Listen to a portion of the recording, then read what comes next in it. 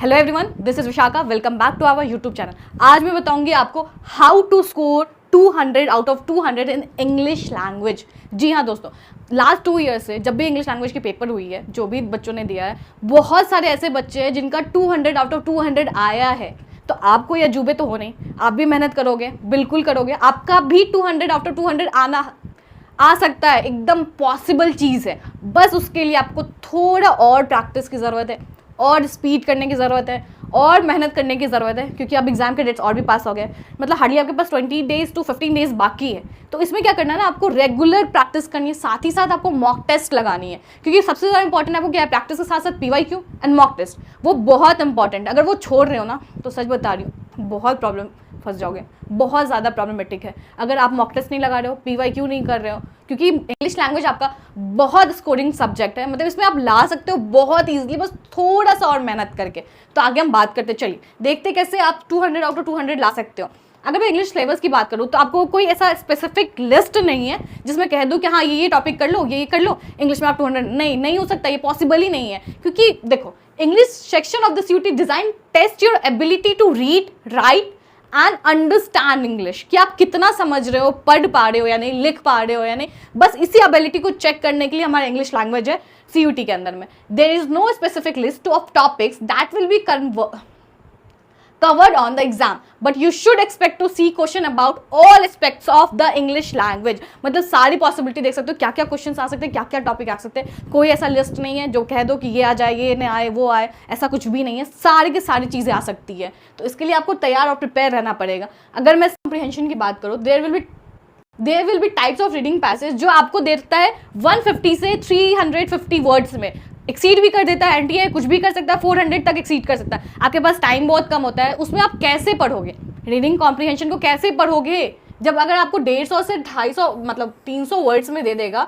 तो ईजी तो नहीं है कि मतलब एकदम कम टाइम में आप पढ़ना शुरू कर दो उसको। नहीं, अप्रोच करना बहुत इंपॉर्टेंट है, अप्रोच सीखना बहुत इंपॉर्टेंट है। कैसे आप क्वेश्चन को अप्रोच करोगे।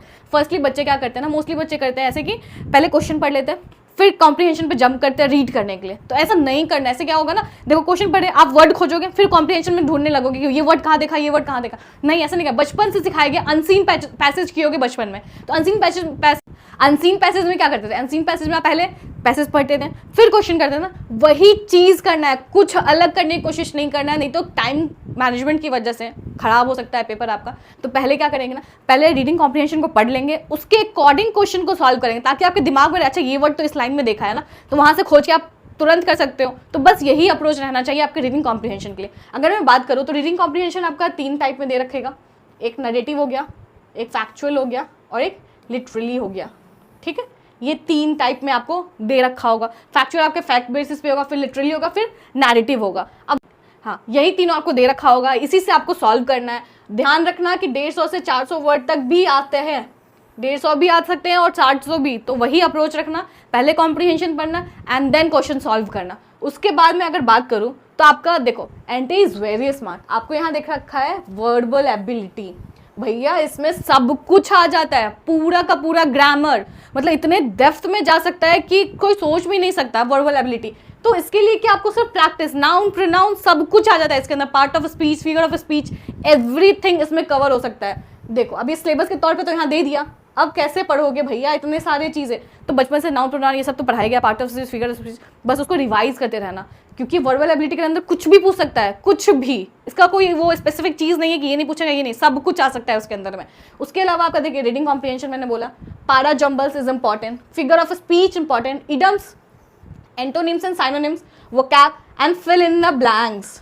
यस, अब देखो बात करूँ अगर मैं पारा जम्बल्स की, तो देखो ये, फिर अगर फिगर ऑफ स्पीच की देखो तो ये, और इडम्स वगैरह जो है ना, इडम्स वगैरह कम से कम आपको 50 से 60 प्रैक्टिस करने ही करने हैं। मतलब 50 to 60 उससे एक्सीड कर सकते हो, लेकिन उससे कम नहीं करना, क्योंकि कुछ भी आ सकता है। मतलब बहुत सारे इडम्स है, तो आप छोड़ नहीं सकते कि ये नहीं आएगा, ये नहीं आएगा। उसके लिए आप प्रीवियस ईयर चेक कर सकते हो, मॉक टेस्ट लगा सकते हो प्रैक्टिस के लिए। हो सकता है कि कुछ सिमिलर आ जाए, तो इसके लिए हमेशा अपडेटेड रहना और देखते रहना। मतलब लास्ट ईयर के क्वेश्चन पेपर को एकदम एनालिसिस करके ही जाना एग्जाम देने के लिए।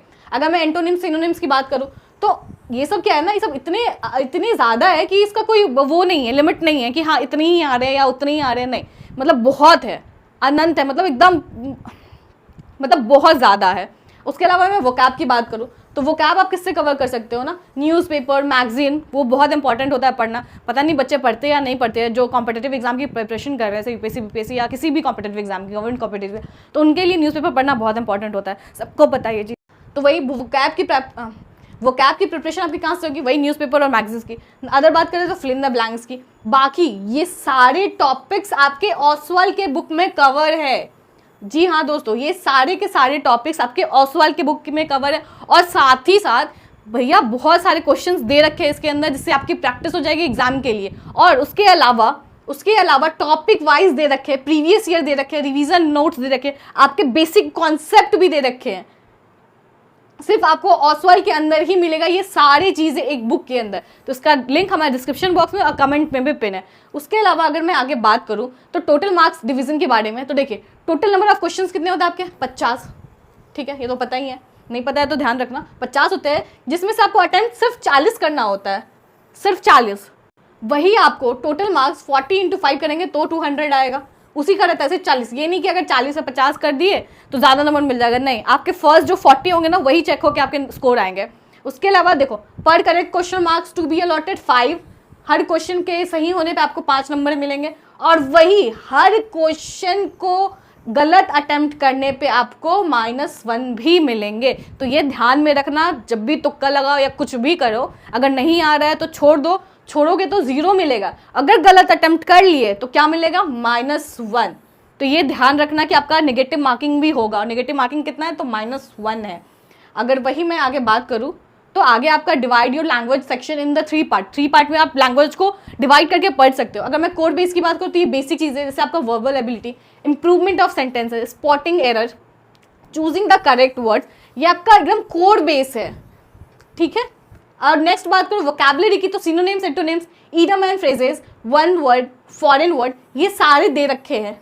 ये सब आते हैं, बहुत इंपॉर्टेंट है। तो इसमें से कुछ भी स्किप करके मत जाना। ये इस बार से इडियम एंड फ्रेजेस वगैरह सब कुछ पूछने लगा है, पहले तो उतना ही आता था, लेकिन अब सबसे ज्यादा कर दिया है वोकैबुलरी पोर्शन पे। अगर सिनोनिम, एंटोनिम्स की बात करो, इडियम्स एंड फ्रेजेस की बात करें, वन वर्ड्स की बात करें, तो फॉरेन वर्ड्स की बात करें तो।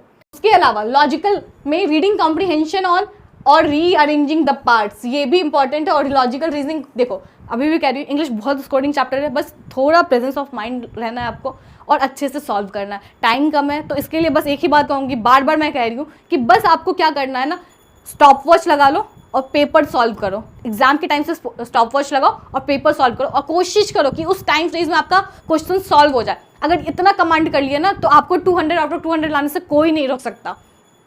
अगर देखो इजी टू डू क्या है, आपका बेसिक ग्रामर आपको पता होना चाहिए। बाकी आपको वोकैब वगैरह कहाँ से प्रैक्टिस करनी है, आपको न्यूज़पेपर, मैगजीन से कर सकते हैं। और साथ ही साथ PYQ करना इंपॉर्टेंट है। और उसके अलावा मॉक टेस्ट तो बिल्कुल, PYQ नहीं करो मत करो, लेकिन मॉक टेस्ट तो बिल्कुल मत छोड़ना। अभी 15-20 दिन लगाओ, जितने मॉक टेस्ट लगा सकते हो, जितने करना है उतने करो, डेली, एवरी डे। उसके अलावा अगर देखो तो हमारे पास ओसवाल की कंबाइंड मॉक टेस्ट आती है, जिसके अंदर आपकी 20 मॉक टेस्ट पेपर, 4 सेट्स दे रखे, 1000+ क्वेश्चंस है उसके अंदर, आंसर की विद एक्सप्लेनेशन, आंसर की भी दे रखा है, साथ ही साथ एक्सप्लेनेशन भी दे रखा है। अगर आंसर आप चेक कर रहे हो, करेक्ट आंसर है, लेकिन आपको उसका मतलब नहीं पता, एक्सप्लेनेशन नहीं पता, तो क्या, तो उसका एक्सप्लेनेशन भी यहाँ दे रखा है सॉल्यूशन के साथ ही साथ। और साथ ही साथ 5 OMR शीट ओसवाल ही प्रोवाइड करती है। तो इसका लिंक हमारे डिस्क्रिप्शन बॉक्स में और कमेंट में भी पिन है, वहाँ से जाके परचेज करो, आज ही के आज ही ले लो, ताकि आपकी प्रैक्टिस अच्छे से हो जाए, अच्छे से एग्जाम दो, 4 के आओ। All the best, have a good day.